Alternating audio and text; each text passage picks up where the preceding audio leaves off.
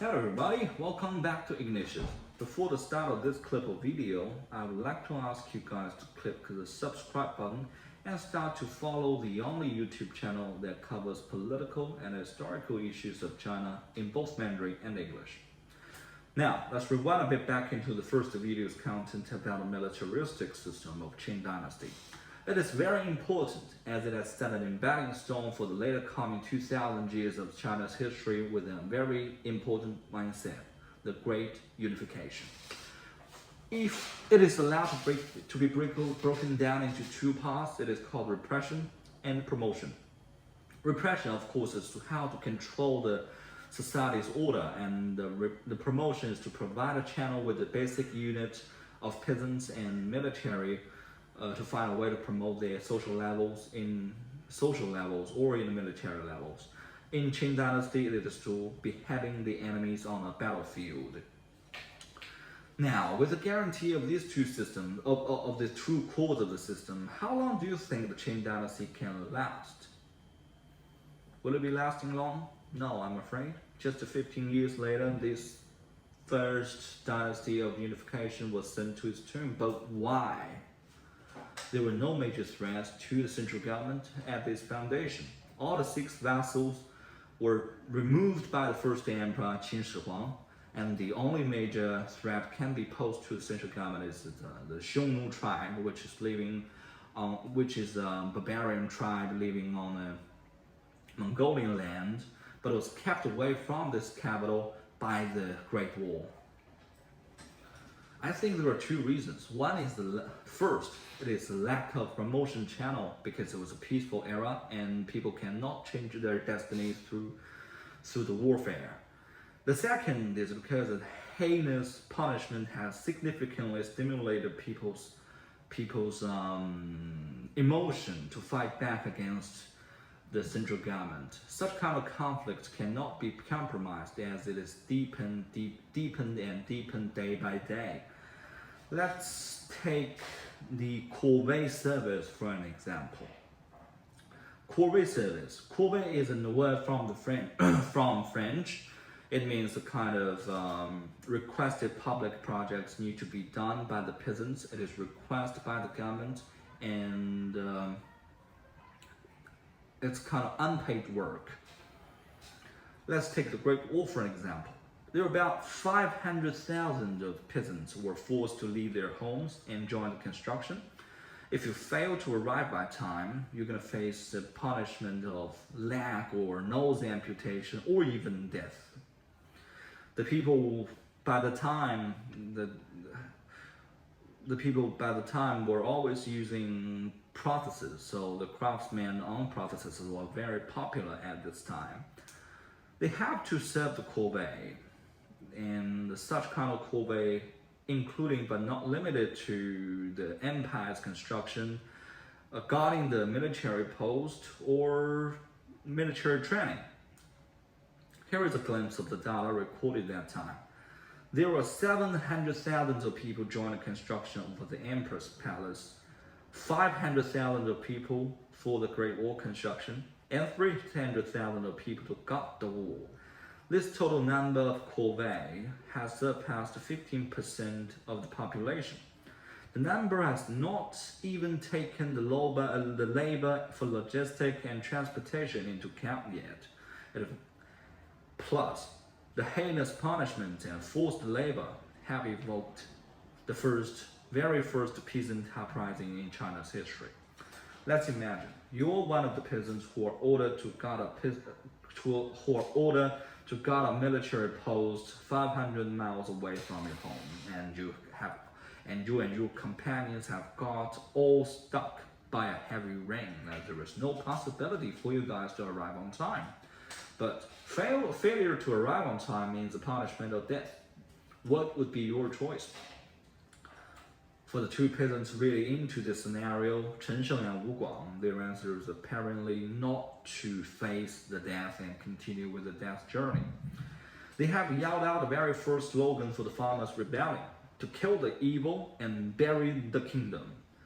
500,000 of people gathered under this banner and have swiped through half land of the kingdom. The central government was then forced, have no other choices. They have to, there was no other forces they can use. They have to equip 300,000 of prisoners to fight back. As you can see, when the enemy came back, the promotion channel was restarted.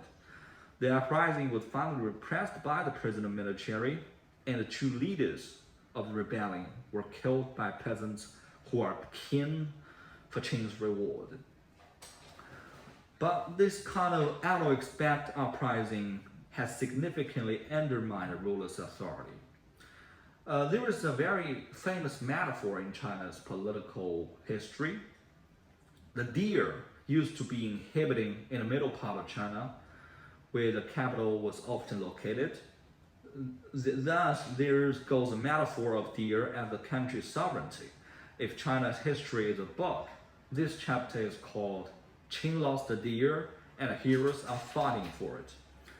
Liu Bang and Xiang Yu, the two protagonists, have come to their stage at this time. Both of them are from the land south to the Yangtze River.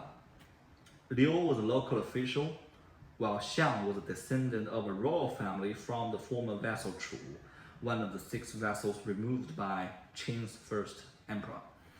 They both have joined a rebel force who aimed to restore the feudal China under the leader Chu. Xiang Yu, who has 2 pupils in his both eyes, was one of the most valiant generals at the time. He has initiated quite a bit of significant winning over Qin's army. He has occupied the capital of the empire, but as you know, when the common enemy has gone, the old alliance could be turned into rivals, like the Soviet Union and United States in the Cold War. But taken that there was no weapon like nuclear bomb to ensure mutual destruction, the hot war was then inevitable. Liu Bang initiated a strike over 3 vessels assigned by Xiang Yu in the first place and take the land he has conquered. Liu then started his attack on Xiang Yu's land, but was defeated by Xiang Yu many times. It should be reminded that the kings and generals assigned to their vessels are no longer constrained by morality of right, as we mentioned in my last video. Those generals will only obey to orders when they are promised of rewards like lands or official positions in a future central government. Han Xin, one of Liu Bang's generals, is Mr. Important in this play. After being promised with the land of Shandong province, China's right now Shandong province, Han Xin led his military of 300,000 people to join the in-holes around Xiang's army. Xiang Yu was then defeated and finally suicide by river. After the elimination of the rival, Liu has successfully taken the whole land of Qin and established the Han Dynasty. Now is the time to end the feudalism, the echo of the old system. Liu Bang started to kill all the kings he assigned lands to, accusing them of leading rebellion, including his Mr. Important, Han Xin. There was a very famous Peking opera episode called Slaughter of Han Xin. I will provide this episode in my later video if you're interested in. Of course, I'm gonna add the subtitles and the translated forms of lyrics into that. The new dynasty was called Han, which the major ethnicity group of Chinese is named after. This dynasty will finally leave China a new appearance of unification system, and that will be covered a bit later. China embraced a new dynasty on its war-torn land, and the first emperor Liu Bang is now facing an everlasting question to all governors.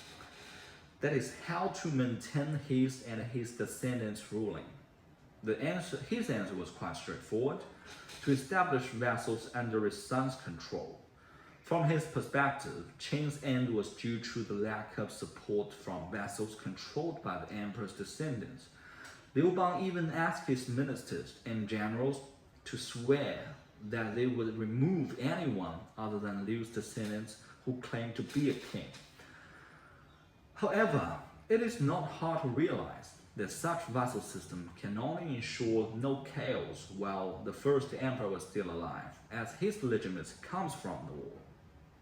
But when the old king passed away, all descendants of the old king can claim they have the equal or superior legitimacy to their brothers. Therefore, in a ruling of the sixth emperor, a rebellion of 7 states was evoked, and the emperor was trying to deprive his brothers and uncles' power.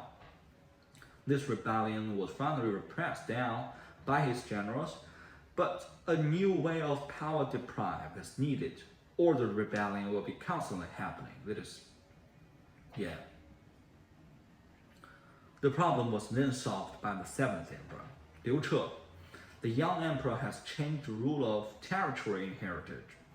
The vassals used to be only inherited by the oldest son from the former wife of the old king, and now the government now the emperor gives every son the same right to inherit part of the old king's territory.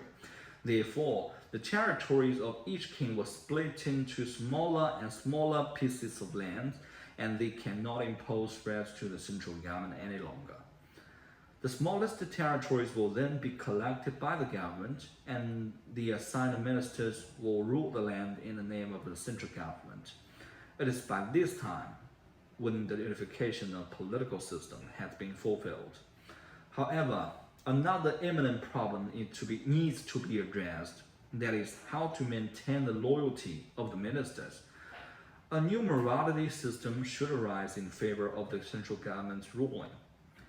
As we have mentioned in the beginning of this video, Qin Dynasty failed to maintain the authority as it has imposed excessively harsh laws to control, but offered no channels for the flow of fresh blood into the government. The ministers are made of either generals or elites from the warring period, and the peasants have no way to change their destiny. So the morality problem can be broken down into 2 parts. One is how to keep the people loyal to the country, and another is how to provide a way for the people to join the ruling class. The emperor's answer is to be a saint in the name of the emperor. Confucianism was reforged into a new shape as a morality guidance. The spiritual core was abstracted as 3 fundamental disciplines and 5 constant virtues. Here are the 3 fundamental disciplines. One is son should be disciplined by the father, and the second is wife should be disciplined by the husband, and the third one is minister should be disciplined by the emperor. The 5 constant virtues are the 5 morality codes that should be followed eternally. That is, they are benevolence, righteousness, propriety, wisdom, and trustworthy. For the official election, the government has introduced a method called talent reviewing and recommendation. In this system, the local officials are required to select elites in their jurisdiction according to the elect's morality, ability, and knowledge. Filial piety, which is one of the most important moral codes to testify if the elects are of proper morality. Filial piety, that is respect and protection of the elder members within a family. As you can see, China was not introducing a common religion for its people to establish a morality bond. Instead, it is the obedience to the elders and ancestors that was promoted. Thus, you can see the power flow within a society. The knowledge people should learn Confucius ideology to prove their quality of being an official in the government. Within a family, the young people should follow the moral codes of new Confucius spirit. As time goes by, the young people grow old into the elders of the family, and they will protect the system, as they are the ones to be benefited right now. In short, everyone has a chance of being elected to the government, and everyone will be respected and protected members in a family as they grow old. However, such system also means corruption and bribery. They are intertwined within a system when the current officials are holding powers to decide who to elect. Newly elected officials intend to bond themselves with whom pick them up. Political groups of shared interests were naturally constructed, and the problems were not solved until now. But the attempt was everlasting. I will break them down in my later videos. Thank you very much.